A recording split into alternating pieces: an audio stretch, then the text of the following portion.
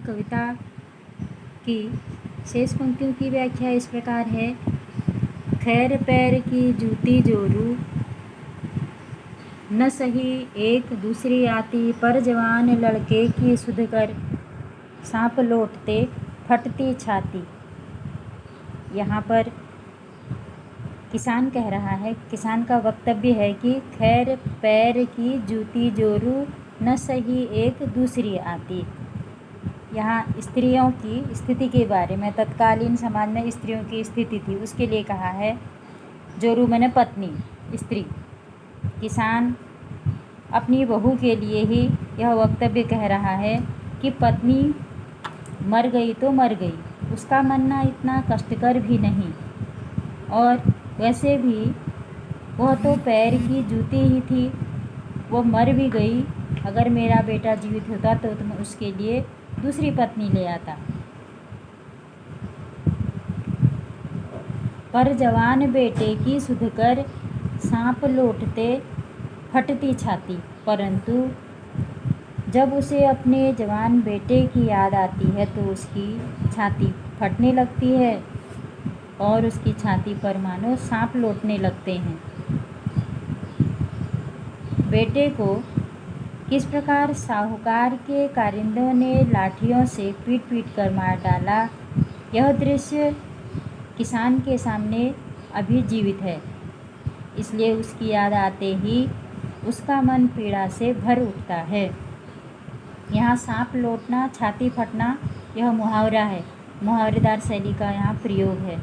और स्थान स्थान पर ग्रामीण शब्दों का प्रयोग है, क्योंकि किसान लोग ग्रामीण में ही, गाँव में ही रहते हैं, खेती करना उनका कार्य है। ग्रामीण शब्दों के प्रयोग से पूरी कविता जीवंत हो जाती है। यहाँ जैसे जोरू शब्द आया है, पतोहू शब्द आया है, लक्ष्मी शब्द आया है, जबकि लक्ष्मी होना चाहिए था। और इधर घरनी शब्द आया है, दर्पण के स्थान पर दर्पण कहा है। तो इन शब्दों के आने से वास्तव में यह कविता ग्रामीण परिवेश की सिद्ध हो जाती है। कविता की अगली पंक्तियाँ हैं। पिछले सुख की स्मृति आँखों में, क्षण भर एक चमक है लाती, तुरंत शून्य में गड़ वह चितवन, तीखी नोक सदृश बन जाती। पिछले सुख की स्मृति आँखों में, क्षण भर एक चमक है लाती। यह किसान के बारे में ही कवि यहाँ पर कह रहे हैं। किसान को जब भी अपना पिछला वैभवशाली सुख संसार याद आता है, तब उसे क्षण भर के लिए सुख और आनंद मिलता है। उसकी आँखें चमक से भर उठती हैं, अर्थात उसकी आँखों में प्रसन्नता आ जाती है। अब वह सुख कैसा है, उसे अपने खेत, घर द्वार, गाय, पत्नी, पुत्रवधू, पुत्री, बैलों की जोड़ी, इन सब की याद आते ही वह सुख की स्मृतियों में खो जाता। तुरंत शून्य में गड़ वह चितवन, तीखी नोक सदृश बन जाती। लेकिन जब उसकी कल्पना वर्तमान से साक्षात्कार करती है, अर्थात अभी उसके साथ जो घटना घट रही है, वह धीरे धीरे यथार्थ की भूमि पर आती हैं, तब उसकी नज़रें शून्य में कहीं गड़ जाती हैं।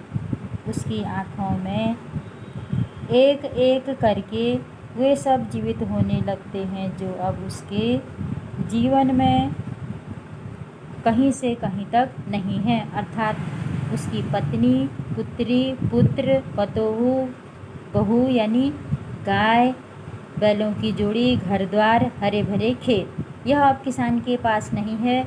वह मात्र अकेला है, जो आँखें अब कवि को गुफा के समान लगती हैं।